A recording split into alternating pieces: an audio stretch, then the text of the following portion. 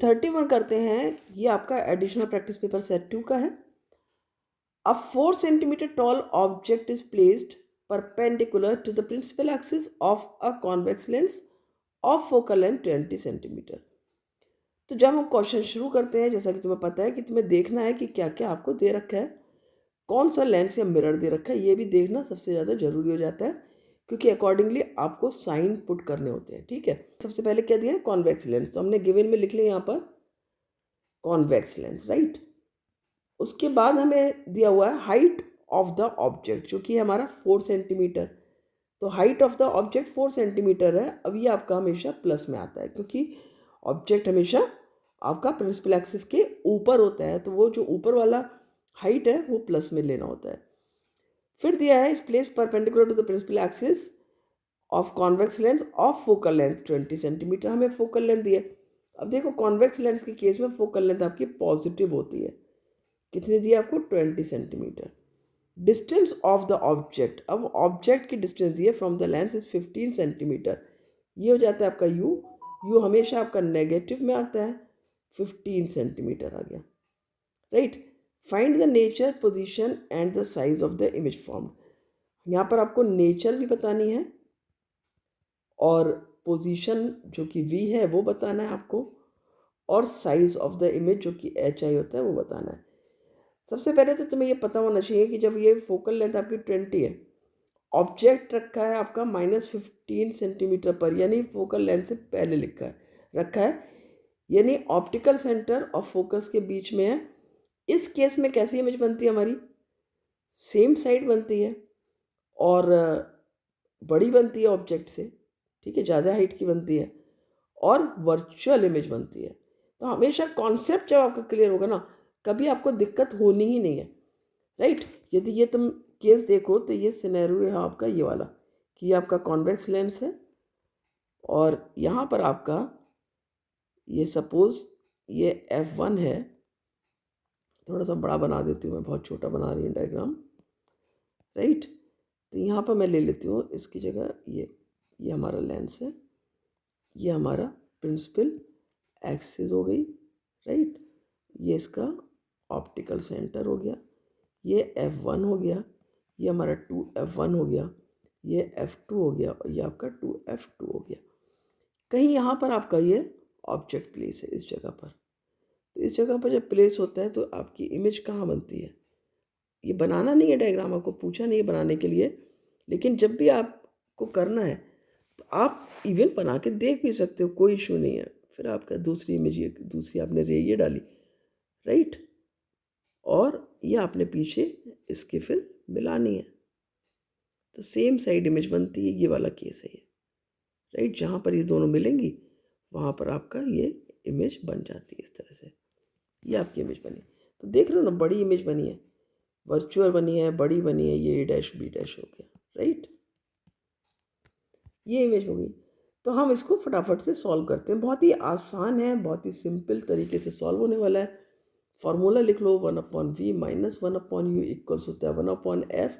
तो 1/v हो जाएगा आपका 1/f plus 1/u, right. f दिया आपको +20, u तो माइनस में होता है तो -15 लिख लिया आपने। तो यहाँ पर हमने 60 ले लिया एलसीएम, तो 3 आ गया, और ये माइनस प्लस माइनस हो जाएगा, -4 आ गया, तो यानी कि -1/60। तो v की वैल्यू यहाँ पर कितनी आ गई आपकी? v हो गया आपका -60 सेंटीमीटर। ये आपका पहले वाले का आंसर आ गया, जो कि आपकी इमेज कहाँ पर बननी है, v की वैल्यू आ गई। अब आपको एच आई निकालना है। एच आई के लिए जो फॉर्मूला होता है वो लिख लेते हैं यहाँ पर। HI/HO हो जाता है आपका V/U। लेंस के केस में माइनस नहीं लगता है यहाँ पर, तो HI हो गया आपका, H' में लिख सकते हैं इसको, V × HO/U। V की वैल्यू आ गई आपकी -60, HO है आपका 4 और U है आपका -15। तो 15 4 से माइनस माइनस कट गए, तो HI जो कि आपका 16 सेंटीमीटर आ गया। क्लियर हो गया आपका? HI एच जो भी आप लोग को लिखना आप लिख सकते हो वहाँ पर। तो इसकी वैल्यू आ गई आपकी, इसकी भी वैल्यू आ गई। नेचर कैसी है? नेचर चूँकि प्लस में HI आया है, हमने तो यहाँ पर बना भी लिया डायग्राम, लेकिन यदि आप नहीं भी बना रहे हो तो आपको ये पता होना चाहिए प्लस में आया है तो कौन सी नेचर हो जाती है, वर्चुअल एंड इरेक्ट इमेज बनती है आपकी। इस तरह से हमारा ये क्वेश्चन कंप्लीट हो जाता है, जो कि पहला पार्ट है। अब हम ऑप्शन क्वेश्चन जिसका दिया हुआ है आप इसमें से चॉइस कर सकते हो कोई सा भी, दोनों लगभग एक से क्वेश्चन दे रखे हैं, तो हमने पहला कर लिया, अब दूसरा कर लेते हैं, ठीक है। अब करते हैं इसका ऑप्शन वाला part. An object is placed at a distance of 60 centimetre from a concave lens of focal length 30 centimetre. तो यहाँ पर हमारे पास जो गिवन है वो है आपका कॉनकेव लेंस, ठीक है। अब जैसे हमने लिखा कॉनकेव लेंस, हमारे पास पिक्चर आ जानी चाहिए कि ये वाला लेंस है, ये वाला लेंस है, यानी इस केस में फोकल लेंथ होती है हमारी नेगेटिव में, तो हमारा 30 सेंटीमीटर आ गया। डिस्टेंस ऑफ द ऑब्जेक्ट हमेशा ही नेगेटिव आती है, जो कि -60 सेंटीमीटर दी हुई है। क्लियर हो गया।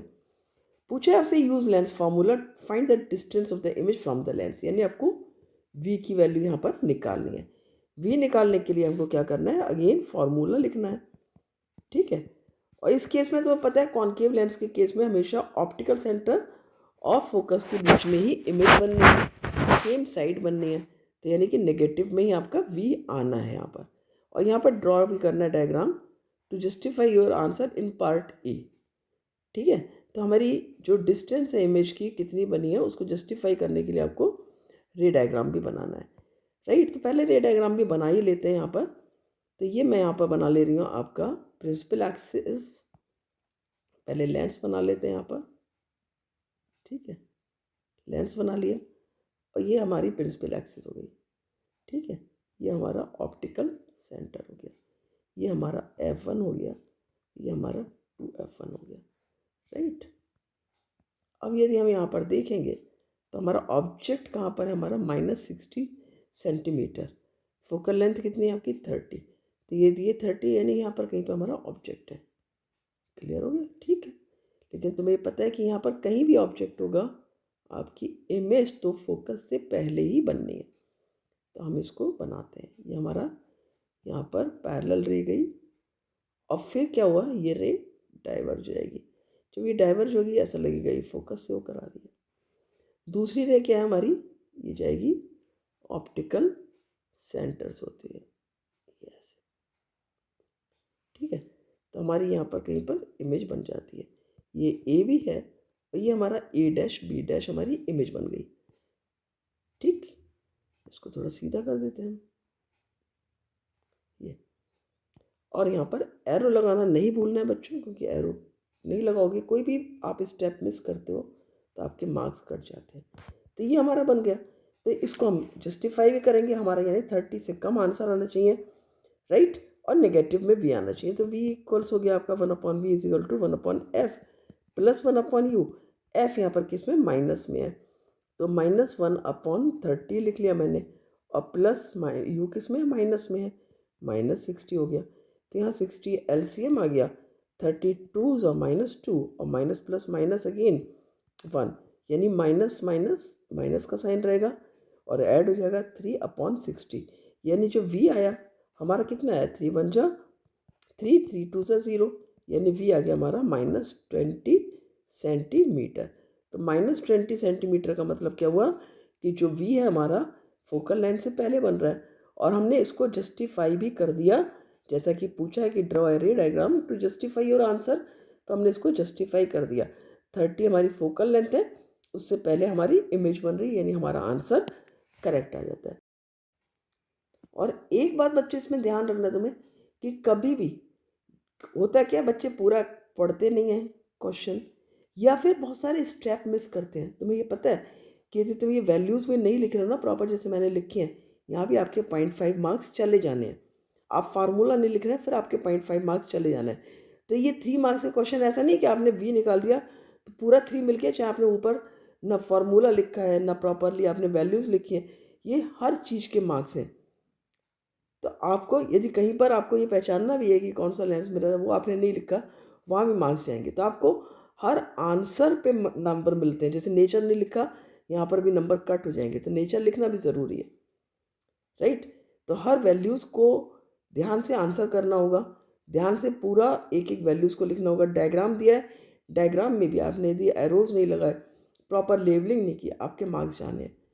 तो मेरा सब बच्चों से यही कहना है कि बहुत ध्यान से करना होता है।